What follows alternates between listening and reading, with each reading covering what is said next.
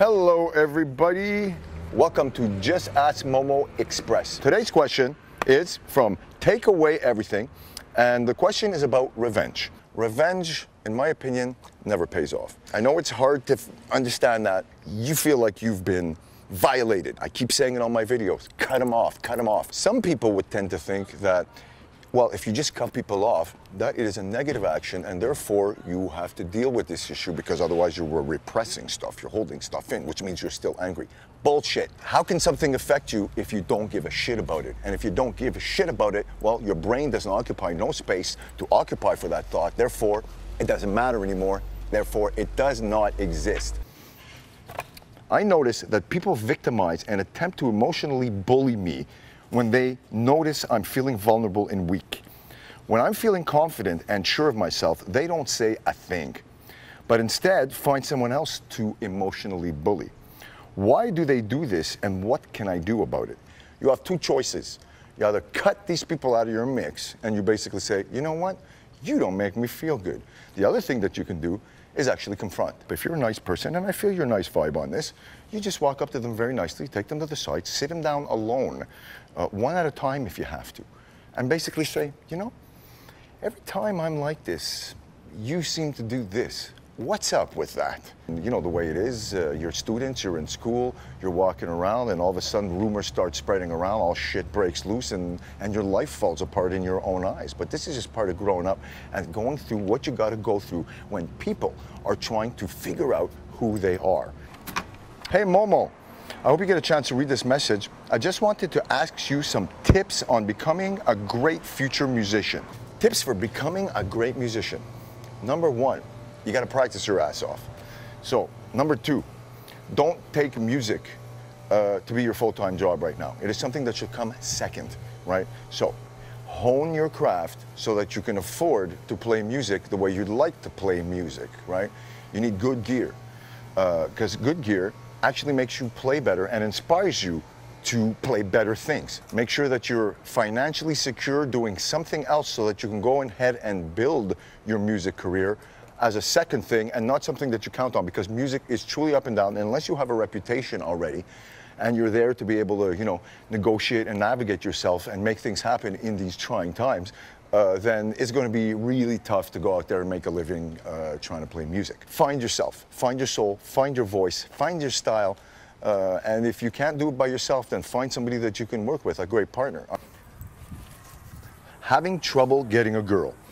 Hello Momo, I'm a big fan of your videos, especially the self-manifestation one. I'm having trouble getting a girl I really like. The thing is that she knows I already like her and have no idea if she likes me back. My mother told me plenty of times to just be myself, which I do, but it seems like I get nervous around cute girls and we only talk to each other over Windows Messenger. What can I do to be myself and make it easier for myself to talk to girls? Hope you can help.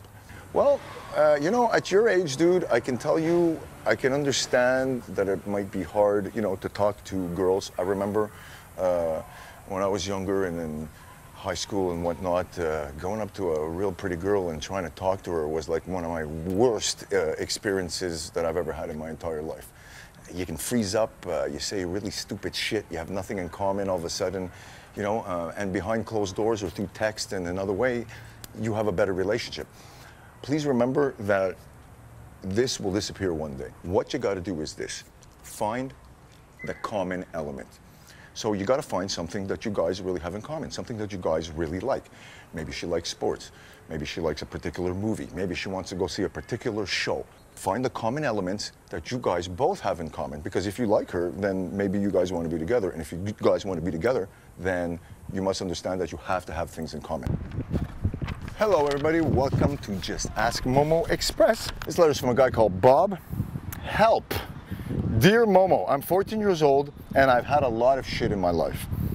But I managed to get through it without your videos, but only because I found them after the 2 years of pain. After finding them, I have been fascinated by how motivational you are and how much you help people. A lot of my friends trust me, so I am bundled with their secrets, but half the time I just can't help. So please, can you post a few videos on how to become a motivational speaker? 14 years old, amazing. And you want to become a motivator. already that is a great sign that you care about people, that you care about things. But we cannot confuse people and soap operas. How do you become a motivator? It's actually a pretty interesting question. I became a motivator without really knowing that I was going to become a motivator and that is what I was going to want to do. If you want to motivate people, you have to be able to start by doing a couple of experiments on some of your friends.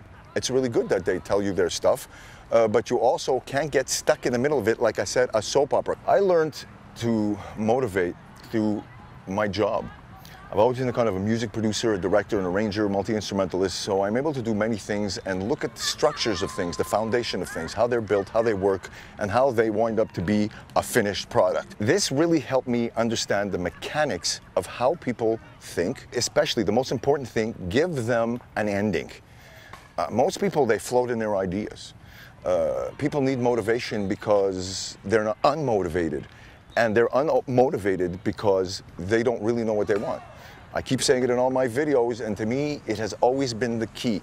Figure out what you want, go out and get it, and thus will bring you the happiness that you actually want. But there's also that law of be careful what you wish for because you might get it. So it always boils down to that one thing, balance. Check 1, 2, yo, yo. Check 1, 2, yo, yo. Hello everybody, Momo from the MomoZone. Hope you're having an awesome day. Okay, I'm here with my friends Yanobi. Yanobi! Kayo. Hanobi. Now that is some cool names. All right, these guys are from a project called Osara Soup. And they Osara Soup. What's what? Osara Soup. Jesus Christ, I called it Osara Soup. These guys are from a project called Osara Soup. Osara.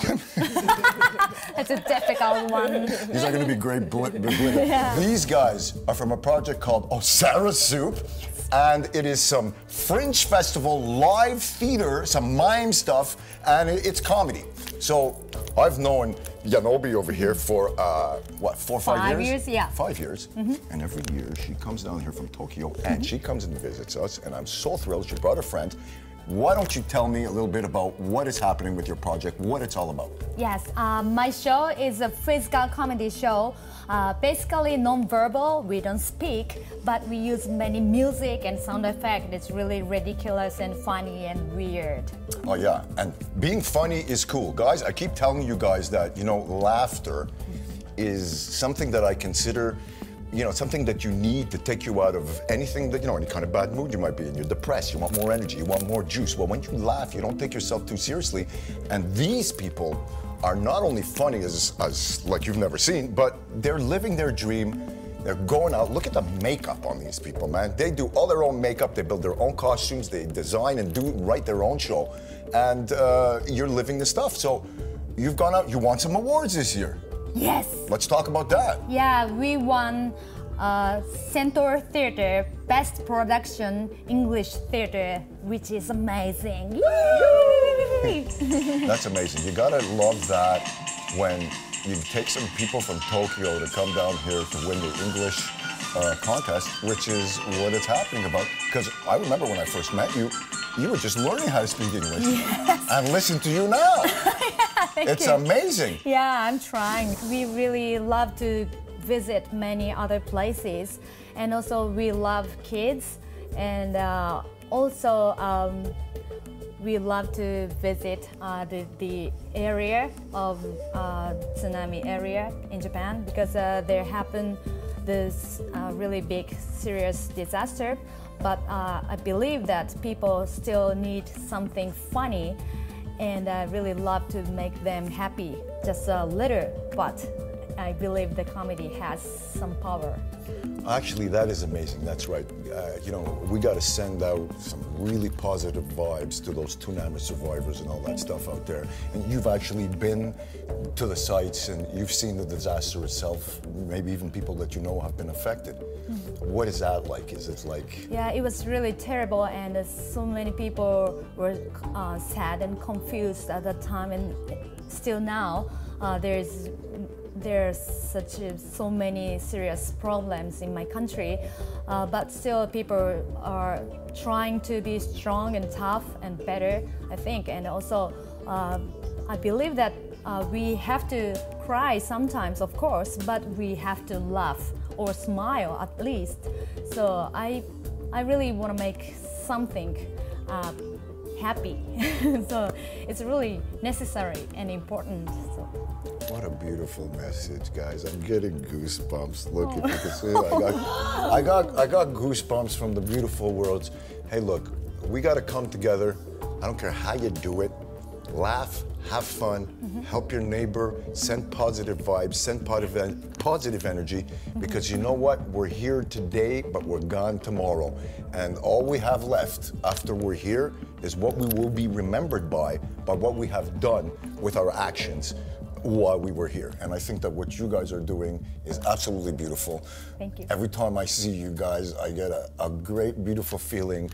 I saw you I was walking down the street and we walked into a store and we haven't seen each other in a few years, and it's like, pow, oh wow, you know? And I think it's beautiful when you meet people that even from a distance, you think about them and you don't see them and you feel good in your heart and it makes you smile, and then you see them in real life, and as you're walking towards them, it's like, oh no, there they are. And it just brings happiness. Peace out, guys.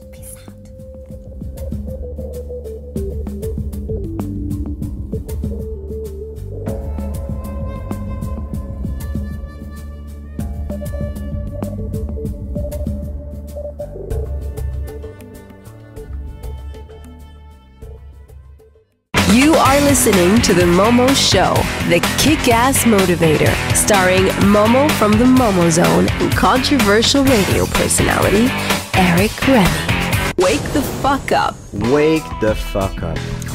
How many people go through this life just sleeping, actually sleeping, sleepwalking? Well, you know, I don't know what they're fucking waiting for. If they think that like the tooth fairy or the magic fairy dust, rock dust mother is gonna come sprinkle some fame dust on your head and make shit happen, but it takes work. Work means you gotta get up off your fucking ass and do something about it. You have an idea. Well, look, there's a light bulb on top of your head, Eric. I see it. What do we do with that light bulb? You gotta do something. You gotta do something. But fear is always present, you know? Fear of success is a great... Or failure. Or fear of failure or fear of success. Yeah. I think it's kind of actually the same thing. It's the same thing. They're at opposite ends of the spectrum. It's like a negative and a positive end of a battery. What's going to happen? You're going to die? I always like to say that. What's going to happen? Oh my God. What's the worst? What's the worst that could happen? You could lose a lot of money depending on what you're trying to do. Well, if you're taking financial chances, that's another thing. But I think that fear of failure or success starts at the root. It starts at the root of when you're younger and what your parents told you you were or weren't able to do, how you got encouraged. Pretty much like I'm telling you about how to treat a woman. Yeah.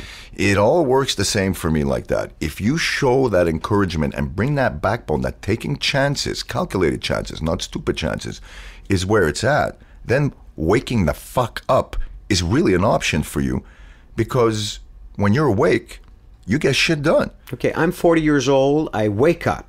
I've been sleeping all these years. What do I do? Well, you got to thank yourself for one thing. You've been sleeping all these years. You know what you hate now because you've woken up and you can't stand it anymore. And you have a bank of experience that's 40 years old. You got to have the balls to go in there and siphon it out and say, okay, this and this and this is what I'm really good at. How will I turn this into my money? How will I turn this into my living? How will I make it fucking happen? You have to write it down? Have a plan? It all starts off with writing it down. I like to work backwards. As a matter of fact, I like to say this. Think of everything you hate, and then you'll be left with everything you love. Mark down everything you can't stand, and then you'll be left with everything you love. And it's the backwards process. You just write down what you don't want in your life, and then you go for what you want? When you get rid of everything you don't like, you'll only be left with what you need. It's true.